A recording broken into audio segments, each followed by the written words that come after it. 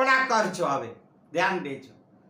ધણી માતંગન દેવના આપણે એના વચનો, મામઈ દેવના વચનો અને વેદો એ આપણે પોતાના જીવનમાં ઉતારીએ આચરણમાં, તો આપણે કહીએ કે હા હવે દાદા આપણે આવી ગયા.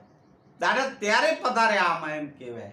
એટલે તમે દાદાને ધાધન દેજો દાદાના વચનોને, ને ખાલી દાડો દાડો કરો તો એમાં પછી કોઈ દાડો રાજી ન રહે. તમે સમજો, ફક્ત દાડો દાડો, જયંતિ આવે તો દાડો દાડો, એ ફટાકડા ફોડો ને એ દાદાના વચનોને જે આપણા અવતારી થઈ ગયા, ચાર અવતારો, આહા, ધણી માતંગ દેવ, લુણંગ દેવ, માતઈ દેવ ને મામઈ દેવ, શું નથી કહી ગયા ને કરી ગયા.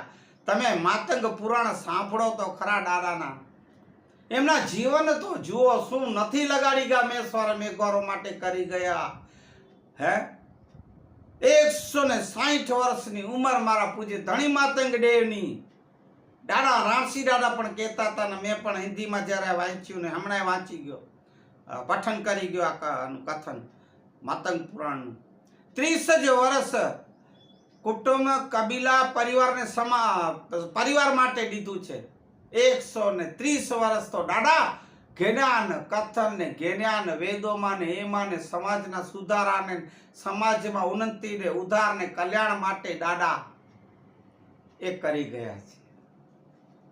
160 વર્ષ ઉંમર, એમાં 30 વર્ષ જ ફક્ત કુટુંબ, કબીલા, પરિવારને લીધા દાદાએ. બાકી 130 આપણી સમાજને ઉત્થાન માટે, ઉદ્ધાન માટે કર્યું છે, ઉત્થાન માટે. તો પાણી આપો ને દાદાના વચનોને. બસ ઠીક છે. હવે તો આપણે ગઈકાલના જ્ઞાન કથનમાં જોયું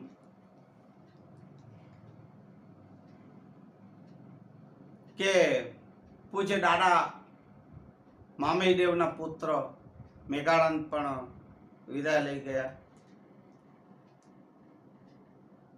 મર્ચન્ટ દેવ અલાદીન લઈ ગયા. અને એ આઘાતથી મા ભૂરી દેવી, દાદાના ધર્મ પત્ની મોટા,